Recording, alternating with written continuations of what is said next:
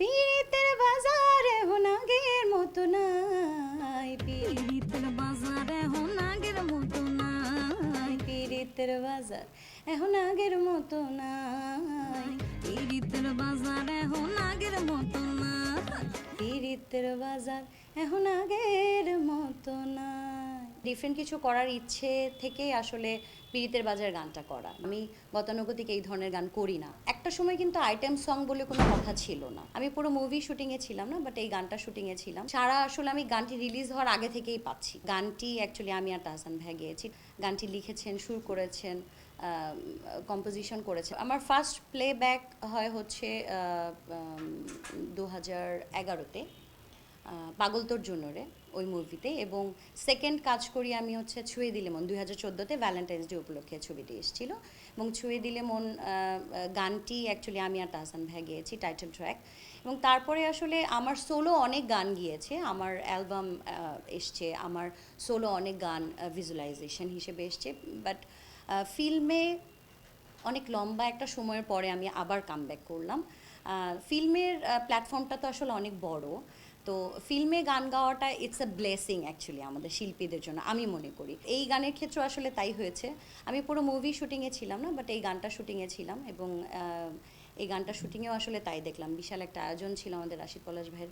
এবং রাশিদ পলাশ ভাইয়ের সাথে কাজটা আসলে আমার করার ইচ্ছেটা আমার অনেক আগে থেকেই ছিল। গানটা নিয়ে আসলে আমাদের অনেক দিন ধরে অনেক প্ল্যান ছিল।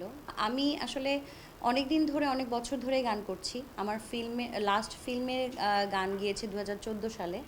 আর আমি নর্মালি মেলোডি, সেমি ক্লাসিক্যাল এই ধরনের গানই মোস্ট অফ দ্য টাইম করা হয়। তো বরাবরই আমার ইচ্ছে ছিল যে আমি একটু ডিফারেন্ট কিছু করতে চাই। সে ডিফারেন্ট কিছু করার ইচ্ছে থেকেই আসলে পীড়িতের বাজার গানটা করা। যে একটা শিল্পীর তো আসলে কোনো ধরন হয় না, একটা শিল্পী সব ধরনের গানই আসলে গাইতে চায়। এবং আমারও সেই ইচ্ছে থেকেই এই ধরনের একটা গান করা। সারা আসলে আমি গানটি রিলিজ হওয়ার আগে থেকেই পাচ্ছি। যারা গানটি শুনেছে কাজ করার পরে, তো আমরা আসলে অনেক সময় অনেককে শোনাই যে হ্যাঁ গানটা কেমন হবে বা গানটা কেমন হচ্ছে। সাধারণ জনগণের জায়গা থেকে আসলে আমরা চেষ্টা করি যে গানটা একটু শুনি বা 10 জনকে শোনাই যে কেমন রেসপন্স পাচ্ছি। তো সেই জায়গা থেকে আসলে বরাবরই রেসপন্সটা খুব ভালো এসছে। যেহেতু আইটেম গান, আমরা বাইরের কান্ট্রির যে ছবিগুলো দেখি তার মধ্যে একজন লিড ক্যারেক্টার থাকেন, এবং লিড ক্যারেক্টারকে দিয়েও অনেকে আইটেম সং করায়, বা একজন শুধুমাত্র আইটেম সঙের জন্যও কিন্তু আমরা অনেক সময় দেখি যে অন্য একজন হিরোইনকে ওইখানে কাস্ট করা হচ্ছে। তো এই গানটার ক্ষেত্রে প্রথমে যে প্ল্যানিংটা ছিল, সেই জায়গা থেকে একটু বের হয়ে এসে পলাশ ভাইয়ের চিন্তাভাবনা ছিল যে ঠিক আছে, তাহলে আমরা আইটেম গানটা একটু ডিফারেন্টভাবে করি। এবং গানটি শুটিংয়ের দিন আমি ছিলাম। গানটি লিখেছেন, সুর করেছেন, কম্পোজিশন করেছেন নাদিম ভূঁইয়া।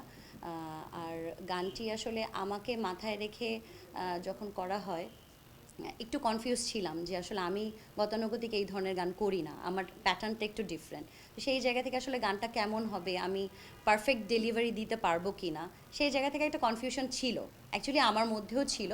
বাট আমি আমার বেস্ট ট্রাই করেছি যে হ্যাঁ গানটা যতটা ভালোভাবে আসলে প্রেজেন্ট করা যায়, যতটা আমার আমার বেস্ট আউটপুটটা আমি আসলে ট্রাই করেছি এই গানে দেওয়ার। একটা সময় কিন্তু আইটেম সং বলে কোনো কথা ছিল না, যেহেতু এবার ফার্স্ট টাইম আইটেম সঙে আসলে আসলাম। আমার ইচ্ছা আছে যে সামনে আরও যদি এরকম ভালো কাজ আমি পাই, ডেফিনেটলি আমি এরকম ভালো কাজ করতে চাই। আর ওই যে শুরুতে বললাম যে শিল্পীর তো আসলে কোনো ধরন হয় না, তো সেই জায়গা থেকে আমি চাই আমার কণ্ঠে যে গানটি ভালো লাগবে, দর্শক যেই গানটিকে আসলে লুফে নিবে বা বলবে যে হ্যাঁ এই গানটা ভালো গেয়েছেন উনি, আমি আসলে ওইভাবেই গান করে যেতে চাই। এবং আমি চাই ভবিষ্যতে, এখন যেমন রেসপন্স পাচ্ছি, সবার কাছ থেকে সাড়া পাচ্ছি, ভবিষ্যতে সেটা যেন আরও বিশাল আকারে হয়। আমার আসলে চাওয়াটা ওরকমই। আমার ভবিষ্যৎ প্ল্যান আসলে ভালো কাজ করে যাওয়া, ভালো কাজের সাথে থাকা, ভালো গান উপহার দেওয়া আমার দর্শকদের।